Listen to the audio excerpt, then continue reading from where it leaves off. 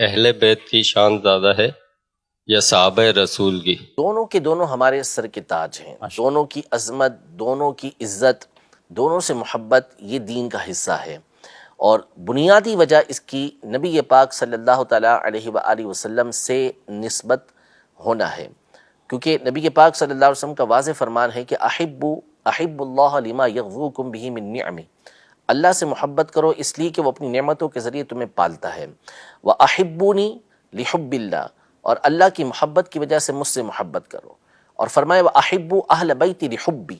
اور میری محبت کی وجہ سے میرے اہل بیت سے محبت کرو۔ تو اہل بیت کی محبت کی بنیادی وجہ یہ ان کی نبی پاک صلی اللہ تعالیٰ علیہ وآلہ وسلم سے نسبت بنی ہے، اور نبی پاک صلی اللہ علیہ وسلم کا جگر کا ٹکڑا ان کا ہونا ہے، حضور پاک صلی اللہ علیہ وسلم کا خون ہونا ہے، اس وجہ سے ان کی عظمت ہے، ان کی اہمیت ہے، ان کی محبت یہ ایمان کا حصہ ہے۔ اسی طرح صحابہ کرام علیہم رضوان کے بارے میں ارشاد فرمائے کہ اللہ فی اصحابی، کہ میرے صحابہ کے معاملے میں اللہ سے ڈرتے رہو، لا تتخذوہم بعدی عرضا، میرے بعد ان کو اپنی طعن و تشنیع کا، طعنے دینے کا نشانہ مت بنا لینا۔ فرمایا فمن احبہم فبحبی ومن ابغضہم فببغضی، جو ان سے محبت کرتا ہے وہ مجھ سے محبت کی وجہ سے ان سے محبت کرتا ہے، اور جو ان سے بغض رکھتا ہے وہ مجھ سے بغض رکھنے کی وجہ سے ان سے بغض رکھتا ہے۔ تو دونوں کی جو شان و عظمت ہے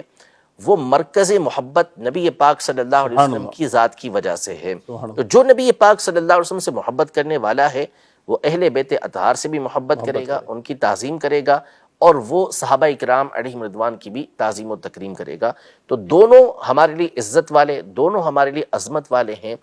اب رہا ان کے درمیان آپس میں تفاضل، آپس میں ایک دوسرے کے اوپر فضیلت، تو وہ شریعت مطہرہ کی طرف سے مقرر ہے۔ ہم اپنی خواہش نفس کی وجہ سے، اپنی چاہت کی وجہ سے کسی کے بارے میں نہیں کہہ سکتے کہ جی فلاں فلاں سے افضل، بلکہ جو شریعت مطہرہ نے مقرر کیا ہے قرآن و سنت کی روشنی کے اندر، اور اجماع امت کی روشنی کے اندر، اجماع اہل سنت کی روشنی کے اندر جو معیار مقرر ہے اسی کے مطابق یہ افضلیت ہے۔ تو اہل سنت کا یہ اجماع ہے، مجمع علیہ مسئلہ ہے کہ حضرت سیدنا ابو بکر صدیق رضی اللہ تعالی عنہ یہ انبیاء اور مرسلین کے بعد جتنے انبیاء ہیں، جتنے مرسلین ہیں، ان تمام کے بعد جو سب سے افضل ہستی ہے وہ سیدنا ابو بکر صدیق رضی اللہ تعالیٰ عنہ کی ہے، ان کے بعد حضرت عمر رضی اللہ تعالیٰ عنہ کی ہستی ہے۔ ان سے بڑھ کر صرف اور صرف انبیاء کرام علیہم السلام اور مرسلین علیہم السلام ہیں، باقی دوسرا کوئی ان سے افضل نہیں ہے۔ پھر اس کے بعد حضرت عثمان غنی رضی اللہ تعالیٰ عنہ، پھر اس کے بعد حضرت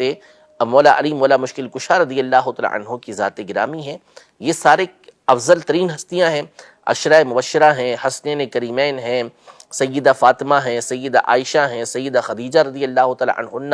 یہ تمام کے تمام جو معزز ہستیاں ہیں سب یہ فضیلت والی ہیں۔ شریعت نے اور اجماع اہل سنت کے اندر یہ بات مقرر ہے کہ جو سب سے افضل ہستیاں ہیں